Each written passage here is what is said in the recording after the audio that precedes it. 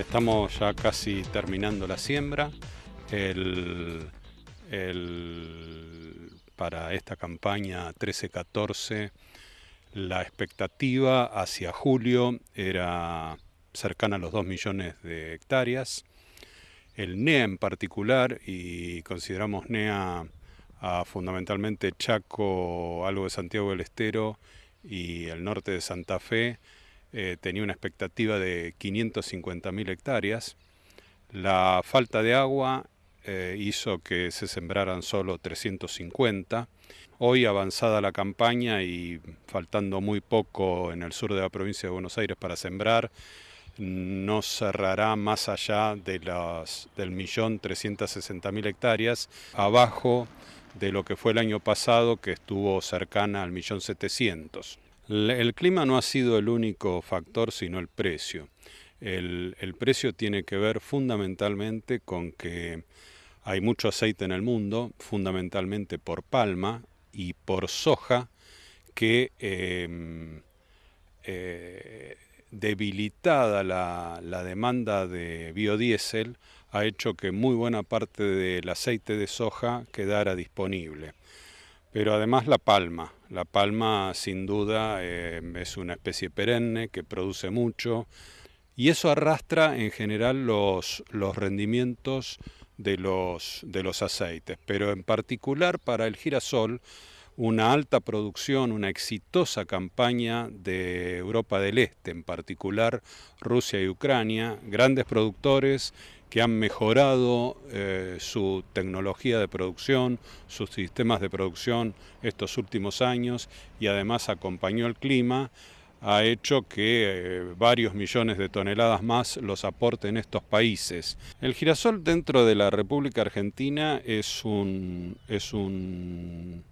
representa una cadena que hasta el año pasado, y con superficies cercanas a los 2 millones de hectáreas, con producciones cercanas a los 3 millones y medio, 4 millones de toneladas, era un negocio de aproximadamente 2.000 millones de dólares.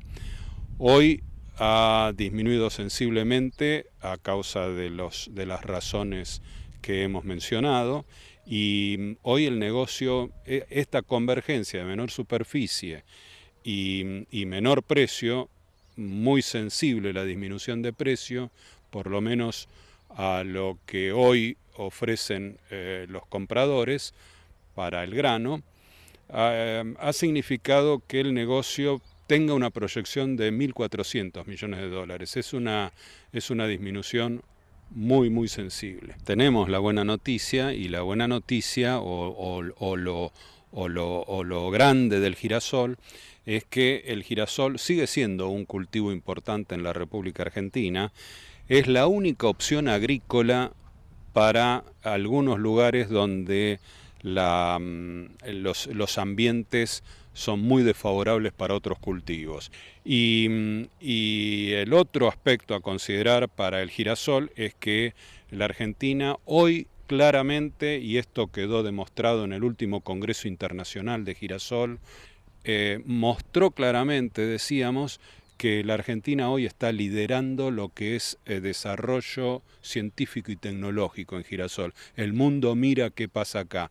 El mundo está asombrado con la tecnología, los rendimientos aún con un muy bajo nivel de uso de insumos. Y producto de esta disponibilidad de tecnología y de la actitud del productor, la última campaña fue la tercera campaña consecutiva sin antecedentes de rendimientos que rondaron las 2 toneladas por hectárea.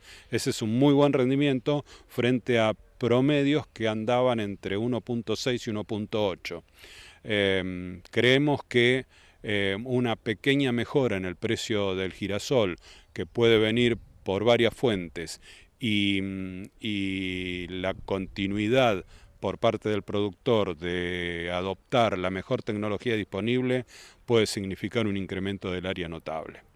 Todos los cultivos hoy están gravados por los llamados derechos de exportación o retenciones. En el caso particular del girasol es 32% para el grano y 30% para el aceite. Estas cifras o estas alícuotas afectan sensiblemente al girasol, un cultivo donde en la mayor parte del área donde se siembra la expectativa de rendimiento no es muy alta, justamente por lo que mencionábamos anteriormente, ambientes poco favorables y que condicionan mucho la producción. Y creo que en este sentido hay una alta expectativa por parte de los protagonistas de la cadena de valor, porque el actual jefe de gabinete, Jorge Capitanich, acaba de mencionar que las alícuotas de los cultivos de trigo, maíz y girasol debe revisarse. Y en sintonía, el actual ministro de Agricultura y Ganadería de la Nación, el ingeniero Casamiquela, expresidente del INTA, ha mencionado que hoy o a partir de ahora las cadenas de valor pasan a ser interlocutores para la comunidad que tiene que ver con la producción agropecuaria. Para comunicarte con nosotros, los teléfonos figuran en pantalla. No te olvides de visitar nuestro Face o bien me escribís info@tecnologiaruraltv.com.ar. Pausa y volvemos.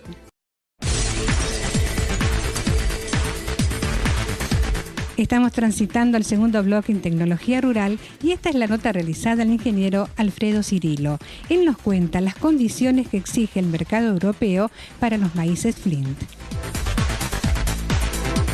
El mercado europeo es un mercado de alto poder adquisitivo y está dispuesto a pagar por la calidad. El maíz Flint, como otras especialidades, es importante no solo la cantidad de grano que uno produce, sino que el grano que está produciendo conforme esos requisitos de calidad para obtener ese rango superior en el precio, ese sobreprecio que uno está buscando.